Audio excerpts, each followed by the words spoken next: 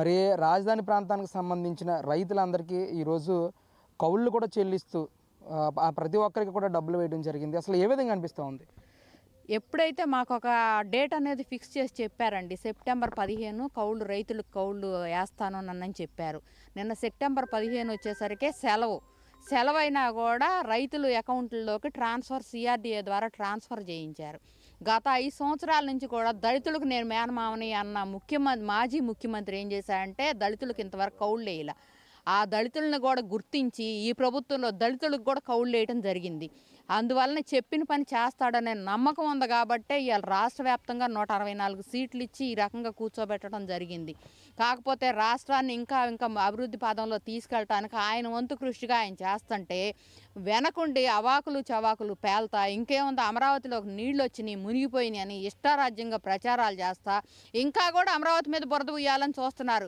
ఈ అమరావతి బురద అనేది మీరు బుయ్యటం మేము కడుక్కోవటం కాదు, ఇంకా మేము పోస్తాం, మీరు కడుక్కోవటానికి సిద్ధంగా ఉండాలి. ఇప్పుడు జరిగే పరిణామాలన్నీ కూడా చూస్తున్నాం.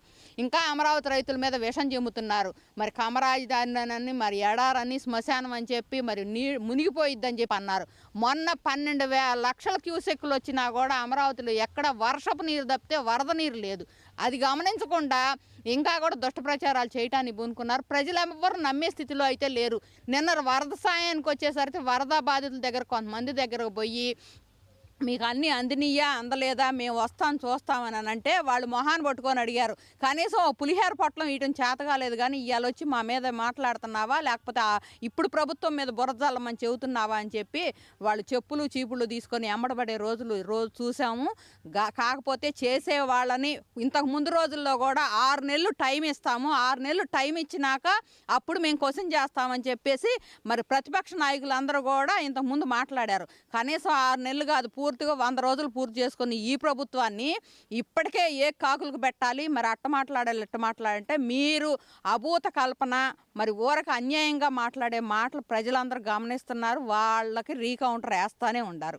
అంటే ముఖ్యంగా ఎన్ని సంవత్సరాలు మీకు గత ప్రభుత్వం కౌలు బకాయిలు పెట్టింది, ఇప్పుడు పరిస్థితి ఏంటండి అసలు? గత సంవత్సరం 2 సంవత్సరాల కౌలు బకాయి పెట్టింది. 9వ వార్షిక కౌలు 10 వార్షిక కౌలు. దాన్ని ఇప్పుడు 9వ సంవత్సరం కౌళ్ళు అనేది మాకు జమ చేయటం జరిగింది. మరి వరద సాయం ఎప్పుడు చరిత్రలో ఎప్పుడూ లేదు.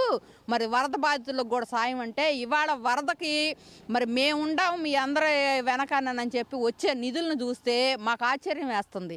వరద ఈ రకంగా మునిగిపోయింది, పలానా దివీసాళ్ళు 9,80,00,000 ఇచ్చారు, మరి వాళ్ళు అన్ని కోట్లు వీళ్ళు ఇన్ని కోట్లు అంటే మరి అది నాయకత్వంగా ఉన్న మనిషిని బట్టే ఇవాళ నీకు వరద సాయాన్ని చేయడానికి కూడా ముందుకు వచ్చారు.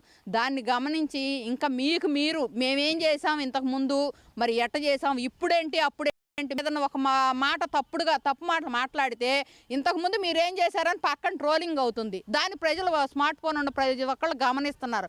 అదొకటి గమనించి మీరు జాగ్రత్త పడితే బాగుంటుంది. ఇప్పటికైనా సరే చెయ్యాలి. నేను ఇంకా నా పార్టీ అనేది మనుగడ ఉండాలి అనుకుంటే రైతుల పక్షాన పోరాడమని చెబుతున్నాం. ప్రతిపక్ష హోదా లేకపోయినా పోరాడమని చెబుతున్నాం. అంటే గతంలో ఈ కౌలు విషయంలో కానీ అలాగే రైతు కూలీల పెన్షన్ల విషయంలో కానీ తరచూ మీరు హైకోర్టుకు వెళ్తే తప్ప ఇవ్వని పరిస్థితి. ఈరోజు ఎన్డీఏ ప్రభుత్వం వచ్చిన తర్వాత ఈ పరిస్థితులు ఏ విధంగా ఉన్నాయి? మేము గత 5 సంవత్సరాల నుంచి ప్రతి సంవత్సరం కోర్టుకి వెళ్ళటం జరిగింది. కోర్టుకి వెళ్ళినా కూడా గడిచిన 2 సంవత్సరాల్లో మా కౌళ్ళు అనేది ఇవ్వటం జరగల. ఇప్పుడు ఈ నాయకత్వంలో వచ్చినప్పుడు మేము కౌళ్ళు పలానా డేట్ వేస్తాము అన్నారు. మేమేమనుకున్నామంటే ఆ 15వ తారీఖు కనుక ఇవ్వకపోతే దాని తర్వాత మేమందరం సిఆర్డీఏకి పోయి అడుగుదాము. మరి ఏందండి ఇప్పటికి కూడా 2 సంవత్సరాల కౌలు పెండింగ్ ఉండిపోయింది, మా పరిస్థితి ఏంటని అడుగుదామని అనుకున్నాం. ఖచ్చితంగా అదే డేట్ వేశారు. ప్రభుత్వం మీద నమ్మకం అనేది కలిగించారు. అందువల్ల మేము ఈ సంవత్సరం కోర్టుకి ఎక్కల. మీరు గత సంవత్సరాలు ఇచ్చిన కనీసం 3 సంవత్సరాలు మాకు కౌళ్ళు ఇచ్చినా కానీ ఆ 3 సంవత్సరాలు మీ బొందల మీద పెట్టి పోసాం.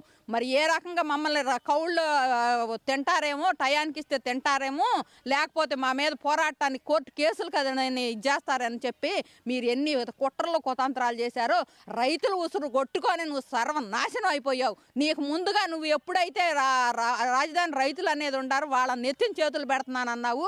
ఆ నెత్తిన చేతులు పెట్టేది ఏదో పెట్టి మా ఉసురు అనేది ముందు తగిలి నీకు ముందు అంకెలోనే పోయావు. దయచేసి ఇక ప్రతిపక్షంగా ఉండి ప్రజల కోసం నేను నేను ఏదైనా చేస్తున్నానని చెప్పి చేస్తే బాగుంటుంది. మరి నేను వ్యవసాయం కింద ₹1,00,00,000 ఇచ్చా అంటే కొంతమంది అడుగుతున్నారు, ఎవరికి ఇచ్చారు, మీకేమన్నా ఇచ్చారని మీడియా మిత్రులను అడుగుతున్నారు. మరి ఆ రకంగా నిన్ను సామాన్యులే దుమ్మెత్తిపోసే రోజులు అయిపోయినాయి. దయచేసి ఇంకా అమరావతి మీద బురద బుయ్యొద్దు. వరద ప్రాంతం కాదు, మరి అమరావతి అభివృద్ధి పదంలో ముందుకెళ్ళాలి. రాష్ట్రానికి మేము ఇచ్చిన భూములు అనేది త్యాగఫలం అనేది అందాలని చెప్పి మేము కోరుకుంటా. దయచేసి ఇక మాత్రం అమరావతి రైతుల మీద, అమరావతి మీద విషం చెమ్మొద్దని మాత్రం మేము కోరుకుంటున్నాం.